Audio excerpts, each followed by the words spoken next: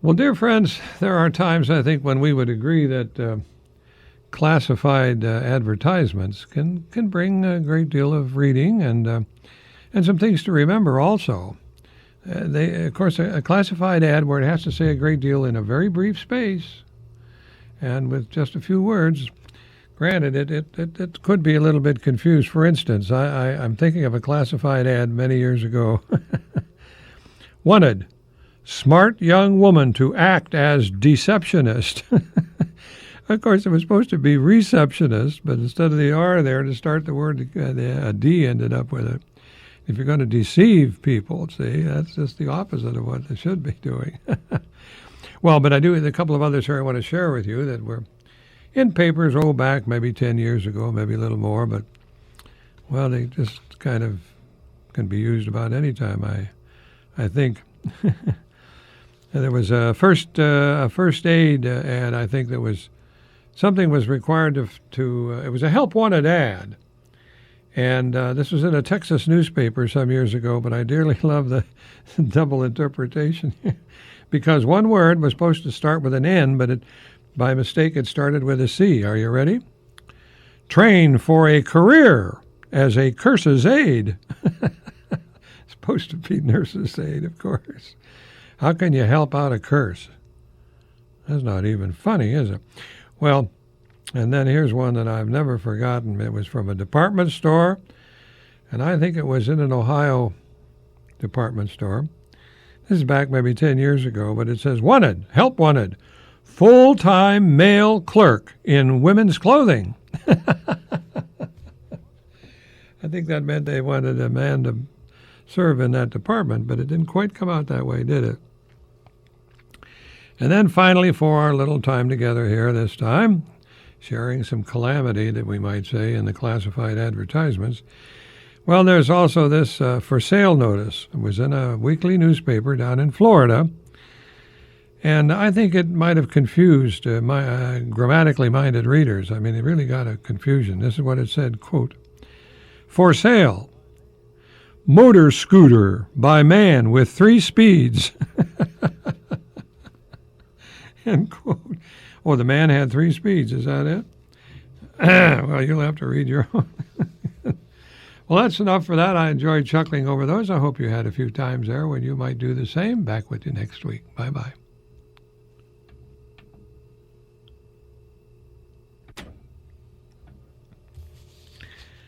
There are many ways of picking up some misuse of language, of the words, of the putting together of the words in sentences and so on. And I'm thinking of, well, these are from a little book that is called Classified Humor. Now, it was published, 20-some years ago. I think it was about 30 years ago. But it still has some good illustrations in of how we can have a little bit of confusion. That's right. Mm-hmm. For example, new mufflers installed free, or do it yourself and save up to 30%. Well, it says they're installed free. If you're going to do it yourself, how can you do it better than for free? That's what the ad said. In any event. Well, there was an advertisement apparently in a newspaper for some television sets, and under the pictures of them it said, at this price, these TV sets won't last long. It meant that the opportunity to purchase them won't last long. They'll be all sold out. But that isn't quite the way you can well interpret it, of course. That the TV sets won't do any good job. Well, then, how about this one? All different kinds. All the chicken you can eat. This is the same delicious chicken we've been serving for the past 5 years. Who would want to eat that chicken if it's been out there for 5 years being served? Huh? Don't quite understand that one. Yep. But here's a good one. Wanted. This is in a little ad. Wanted bookkeeper to keep 2 sets of books. Well, he could keep them. When you didn't say that you should use them, it just said bookkeeper to keep 2 sets of books. So sometimes you can't win, can you? Well, with all of that, I still think of some ways in which little questions can be raised. For example, why was the loaf of bread full of holes? Do you know why the loaf of bread was full of holes? Oh, there's a wonderful answer for it. Well, the loaf of bread was full of holes. You know why? Well, because it was whole wheat. Did you get? I hope you did.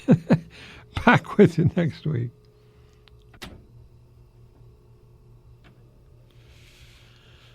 I think there's a good way of looking at language, looking at words, and coming up with some different interpretations of them. I think can be done in many different ways.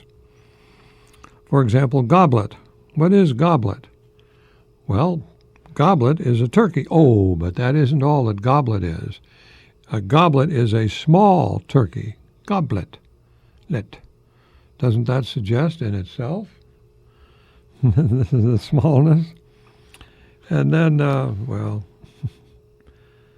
what are we going to do with this? Somebody was indecisive.